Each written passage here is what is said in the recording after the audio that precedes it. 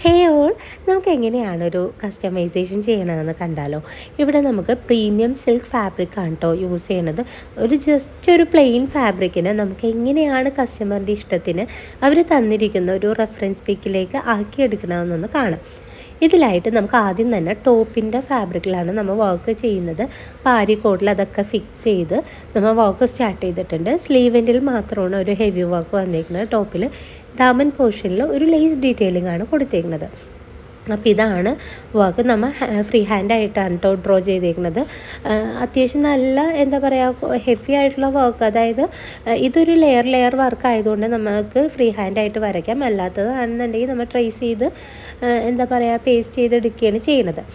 അപ്പോൾ ഫ്രീ ഹാൻഡായിട്ട് ചെയ്യുമ്പോൾ നമുക്ക് ചെറിയ എന്താ പറയുക മായ്ക്കാനൊക്കെ ഉണ്ടാവും. മായ്ക്കാൻ മീൻസ് റിമൂവ് ചെയ്യാനൊക്കെ ഉണ്ടാവും മാർക്ക്. അപ്പോൾ അങ്ങനെ നമുക്ക് റിമൂവബിൾ ആയിട്ടുള്ള ഒരു പെൻ യൂസ് ചെയ്തിട്ടാണ് ഇത് ഡ്രോ ചെയ്യണത്. അയൺ ചെയ്ത് കഴിയുമ്പോൾ തന്നെ അതിൻ്റെ മാർക്സൊക്കെ കംപ്ലീറ്റ്ലി പോകും കേട്ടോ. അപ്പോൾ അതിൻ്റെ കമ്മിങ് വീഡിയോസിൽ ഞാൻ അതിൻ്റെ ഡീറ്റെയിൽസ് ഞാൻ ഷെയർ ചെയ്യാം നിങ്ങളായിട്ട്. അപ്പോൾ ഇതാണ് 2 സ്ലീവിലെയും വർക്ക് കംപ്ലീറ്റ് ചെയ്തേക്കുന്നത്. ഇതാണ് റെഫറൻസ് പിക്ക് നമുക്ക് തന്നേക്കുന്നത്. ഇതിനെ നമ്മൾ കസ്റ്റമറിൻ്റെ ബഡ്ജറ്റിനനുസരിച്ചാണ് ചെയ്തേക്കുന്നത്.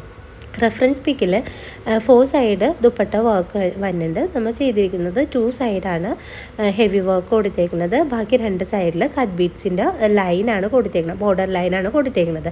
പിന്നെ ടോപ്പിൽ താഴെ ദാമനിൽ നമ്മൾ അതിൽ കൊടുത്തേക്കുന്ന സെയിം ലേസ് വർക്കാണ് നമ്മൾ കൊടുത്തേക്കുന്നത്. അപ്പോൾ ഇതാണ് ഫൈനൽ ലുക്ക്. ഒരു 3 പാനൽ സ്യൂട്ടാണ് കേട്ടോ ഇത്.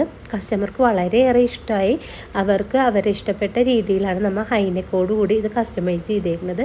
ഇതിൻ്റെ കൂടുതൽ ഡീറ്റെയിൽസ് അറിയാൻ വേണ്ടി DM ചെയ്യാം കേട്ടോ.